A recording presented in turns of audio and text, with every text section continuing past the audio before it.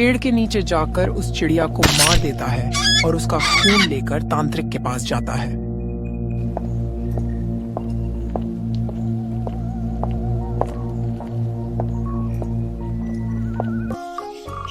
शिवनगर में शेखर नाम का एक गरीब किसान अपनी पत्नी और बेटे के साथ रहता था। उसके खेतों में जो भी अनाज होता उसी को बेचकर वह अपने परिवार का भरण पोषण कर रहा था। कई साल से बारिश ना होने के कारण उसके परिवार का गुजारा करना भी मुश्किल होने लगा। सुनिए जी, अब घर में खाने को कुछ भी नहीं बचा। राशन भी बस 1 या 2 दिन के लिए ही है। क्या करें सोनिया, इस साल तो बारिश हुई ही नहीं है। लगता है इंद्र भगवान हम किसानों से नाराज हैं। बारिश का तो नामो निशान ही नहीं है। पर यह बात हमारा पापी पेट तो नहीं जानता। इसे तो भोजन की जरूरत पड़ेगी ही। सोनिया, तुम ठीक कह रही हो, पर तुम चिंता न करो, मैं कहीं ना कहीं से खाने का कुछ इंतजाम कर लूंगा। आप किसी चीज का व्यापार क्यों नहीं शुरू कर देते हैं? अब सिर्फ खेती के भरोसे ही तो नहीं रह सकते ना, जो भला कुछ मुनाफा हो जाए। हाँ सोनिया, मैं भी यही सोच रहा हूँ, पर व्यापार करने के लिए पूंजी भी तो चाहिए, और वो कहाँ से लाऊंगा भला मैं? क्यों ना आप उस सुभाष सेठ से कुछ रुपए उधार ले लो, और जब व्यापार में मुनाफा होगा तो लौटा देना उसे। ठीक है सोनिया, आज ही मैं उस सुभाष सेठ के पास जाता हूँ। ऐसा बोलकर शेखर उस सुभाष सेठ के पास पैसे उधार लेने के लिए चल पड़ता है।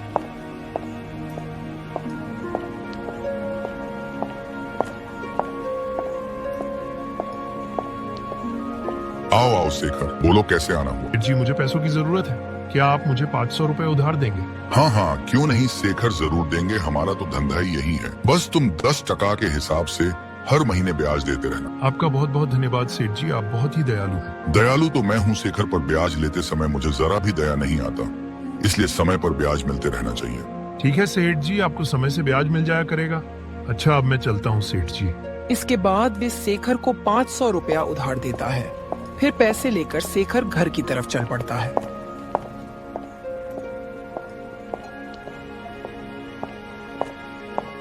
मुन्ना कहाँ है? सोनिया, वो कहीं दिखाई नहीं दे रहा। वो यही पास में भेड़िया चराने गया है। आप बताओ, उधर का काम बना? सेठ जी ने पैसे दिए? हाँ सोनिया, पैसे तो मिल गए। अभी मैं घर के लिए राशन लेने जा रहा हूँ। वापस आकर किसी व्यापार के बारे में सोचता हूँ मैं। ठीक है जी, आराम से जाना और थोड़ा जल्दी वापस आ जाना।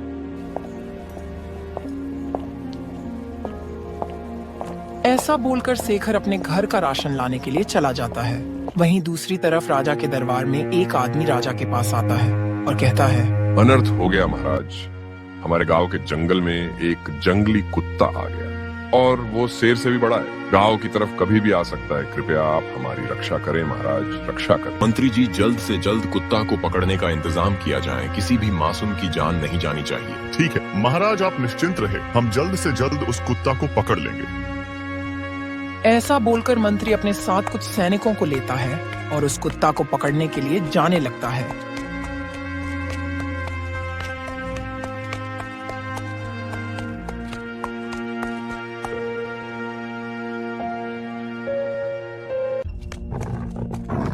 मंत्री सीधे जंगल पहुंच जाता है, जहां वह कुत्ता किसी जानवर को मारकर खा रहा था। अरे बाप रे बाप, ये तो बहुत खूंखार कुत्ता लगता है यहाँ से जान बचाकर भागने में ही भलाई है। मंत्री जी, पर मंत्री जी, उन गांव वालों का क्या होगा? अगर ये कुत्ता गांव पहुंच गया तो गांव वालों की जान भी जा सकती है। मंत्री जी, गांव वाले तो बाद में मारे जाएंगे। अगर हम लोग अभी नहीं भागे तो मुफ्त में कुत्ता का शिकार बन जाएंगे। मंत्री ऐसा बोलकर अपने सैनिकों के साथ वापस राजमहल की ओर चला जाता है।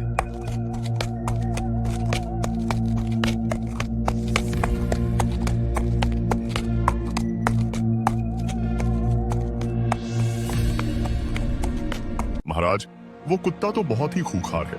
हम चाहकर भी उस कुत्ता को नहीं पकड़ सकते। अरे ये आप क्या बोल रहे हैं मंत्री जी? आप तो बहुत बड़े कायर निकले।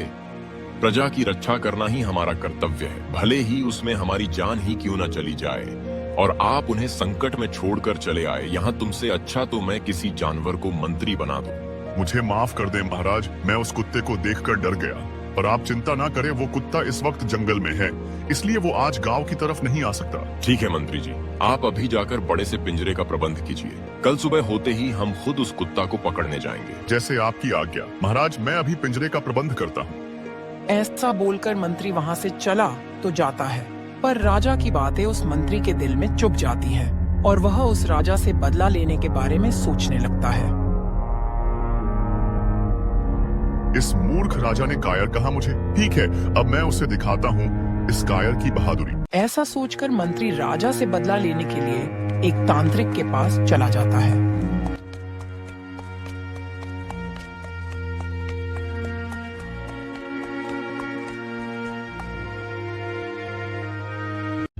आओ मंत्री आओ, आखिर तुम्हें मेरी जरूरत पड़ ही गई।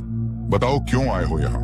देखिए महाराज, आपको जो चाहिए मैं आपको वो दूंगा, पर आपको मेरे लिए एक काम करना पड़ेगा। ठीक है, मैं तुम्हारा काम कर दूंगा, पर पहले तुम्हें मुझे एक ऋषि के श्राप से मुक्त कराना होगा।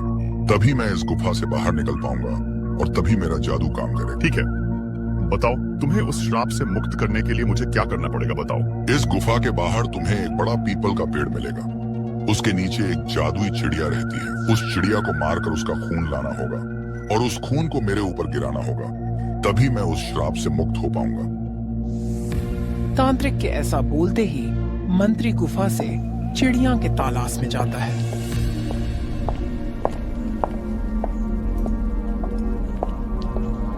कुछ दूर जाने के बाद उसे वही पेड़ नजर आता है। पेड़ के नीचे जाकर उस चिड़िया को मार देता है और उसका खून लेकर तांत्रिक के पास जाता है।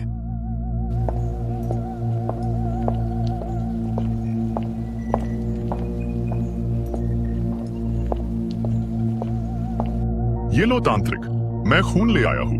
खून तांत्रिक के ऊपर छिड़कते ही उस ऋषि के श्राप से मुक्त हो जाता है और उसके पास बहुत सारी काली शक्तियां आ जाती हैं।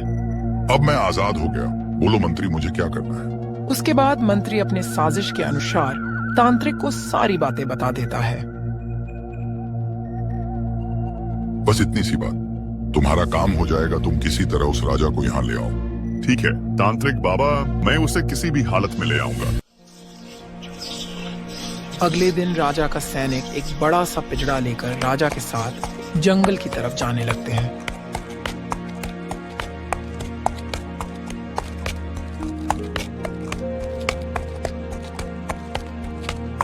बस यहीं पर रख दो पिंजड़ा, देखते हैं आखिर वो कुत्ता कैसे बचता है। पर महाराज, इसमें कोई चारा भी तो डालना पड़ेगा। बिना चारा के कैसे फंसेगा वो कुत्ता? ऐसा कीजिए, कहीं से कोई जानवर पकड़ लाइए, उसी को चारा के रूप में पिंजड़ा में रख देंगे। महाराज, यही पास में एक आदमी कुछ भेड़िया चरा रहा है। मैंने उससे एक भेड़िया मांगा तो वह कह रहा था कि वह सिर्फ राजा को ही अपनी भेड़िया देगा। अच्छा, तो ऐसी बात है तो फिर चलिए उस आदमी के पास ही चलते हैं। उसके बाद वह मंत्री राजा को अपने साथ लेकर जाने लगता है। कुछ ही देर में वह दोनों एक गुफा के पास पहुंच जाते हैं, जहां वह तांत्रिक रहता था। या आप मुझे कहाँ लेकर आए हैं मंत्री जी? ये तो एक गुफा है, यहाँ पर भेड़िया कहाँ है? थोड़ा सब्र कीजिए महाराज, एक बड़ी सी भेड़िया आती ही होगी इस गुफा से। मंत्री को ऐसा बोलते ही उस गुफा के अंदर से वह तांत्रिक बाहर आ जाता है। बोल मंत्री, अब क्या करना है? इस राजा को यही खत्म कर दूं क्या? नहीं नहीं तांत्रिक जी, इस दुष्ट राजा को इतना आसान सजा मैं नहीं दूंगा। पहले तो इसे भेड़िया बनाकर उस कुत्ते के पिंजरे में डालूंगा, वहीं पर ये तड़प तड़प कर मरेगा हरामजादा। अरे दुष्ट मंत्री, तुमने ये क्या किया? यही सिला दिया तुमने हमारे भरोसे का। हमें तुमसे ये उम्मीद कभी नहीं की थी मंत्री जी। ये मेरा प्रतिशोध है। मूर्ख राजा, तुमने मुझे कायर कहा था, अब देखो मेरी बहादुरी। मंत्री, अगर मैं जिंदा बच गया ना तो आपको मृत्यु दंड से कोई नहीं बचा सकता। तुम बहुत पछताओगे। पर ऐसा नहीं होगा मेरे प्यारे महाराज।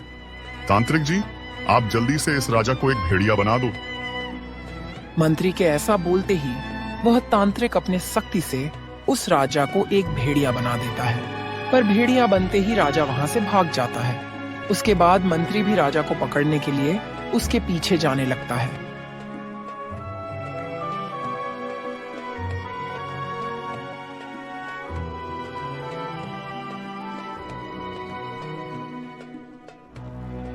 अरे यहाँ तो इतनी सारी भेड़ियां हैं, इनमें से वो राजा कौन सा है? मंत्री एक साथ बहुत सारी भेड़िया देखकर सोच में पड़ जाता है और राजा को नहीं पहचान पाता है, इसलिए वह उस गरीब किसान से पूछता है। सुनो भाई, इनमें से जो भेड़िया अभी अभी गुफा की तरफ से आई है वह कौन सी है? मुझे सच सच बताओ, मैं तुम्हें ढेर सारा इनाम दूंगा। एक भेड़िया आया है। मंत्री जी, क्यों, क्या हुआ? कुछ नहीं, मुझे वह भेड़िया चाहिए। बदले में राजमहल आकर भेड़िया की कीमत ले जाना। शेखर भी भेड़िया को पहचान नहीं पाता है। और राजा को छोड़कर दूसरी भेड़िया को दे देता है।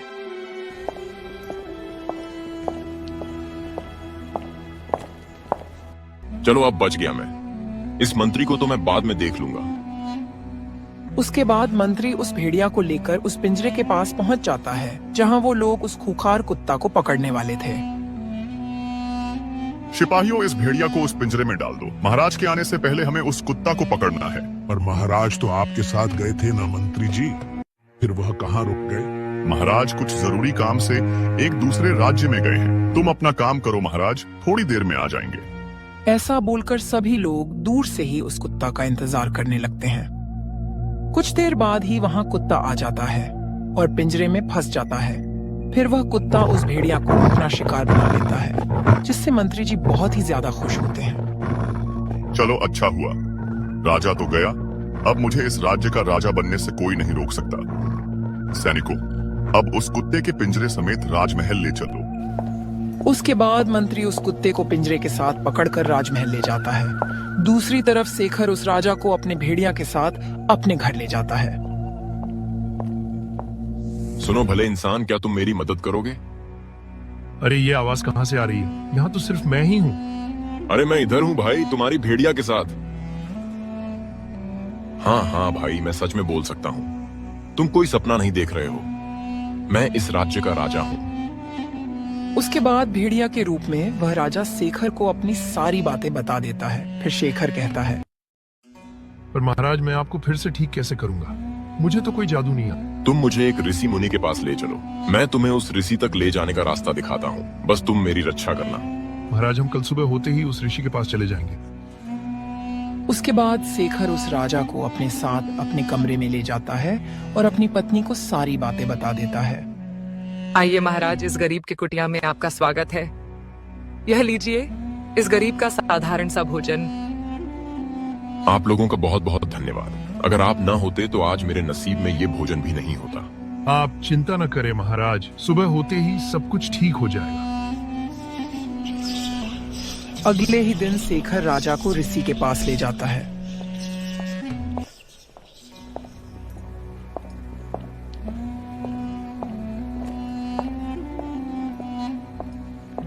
हे रिसीवर, कृपया मेरी मदद करें। मेरे मंत्री ने मेरे साथ धोखा किया है। एक तांत्रिक के साथ मिलकर उसने मुझे भेड़िया बना दिया। हमें पता है राजा, जिस तांत्रिक ने तुम्हारा ये हाल किया है उसे मैंने ही उस गुफा में कैद किया था, पर तुम्हारे मंत्री ने लालच और क्रोध में आकर उस तांत्रिक को आजाद करवा दिया। तो बाबा, अब क्या मैं फिर से मनुष्य के रूप में नहीं आ सकता क्या? आ तो सकते हो राजा, पर पहले मुझे उस तांत्रिक को फिर से उस गुफा में कैद करना होगा, तभी उसका जादू तुम्हारे ऊपर से खत्म होगा। उसके बाद राजा और शेखर उस ऋषि के साथ उस गुफा की तरफ जाने लगते हैं।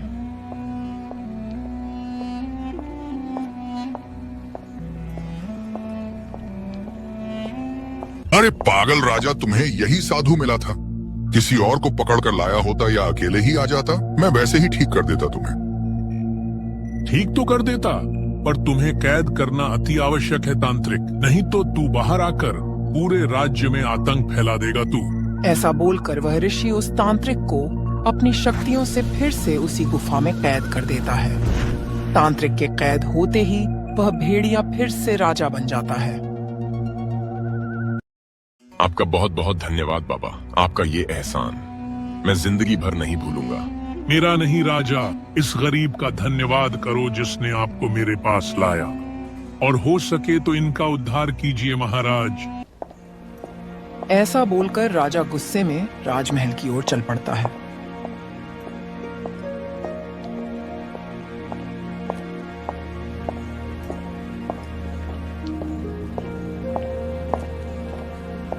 राजमहल जाकर राजा देखता है कि उसके सिंहासन पर उसका मंत्री बैठा हुआ है। मंत्री राजा को देखते ही डर जाता है। महाराज, आप तो मर गए थे ना, आप जिंदा कैसे हो गए? दुष्ट मंत्री, तुमने क्या सोचा था कि मैं उस कुत्ता का शिकार बन गया? पर यह तुम्हारा भूल था। पर मैंने तो आपको खुद उस पिंजरे में डलवाया था, लेकिन आप बच कैसे गए? सिपाहियों, पकड़ लो इस दुष्ट धोखेबाज मंत्री को और हमेशा हमेशा के लिए इसे काल कोठरी में बंद कर दो। राजा उस मंत्री को काल कोठरी में बंद करवाने के बाद उस गरीब किसान को बुलवाता है जिसने उसकी मदद की थी। हे किसान, जिस तरह आपने हमारी जान बचाई हम उससे बहुत खुश हैं। इसलिए हम आपको अपना मंत्री बनाते हैं आज से। ऐसा बोलकर राजा गरीब किसान को अपना मंत्री बना लेता है और उसे इनाम के तौर पर ढेर सारा धन देता है और सभी लोग खुशी खुशी अपना जीवन बिताने लगते हैं।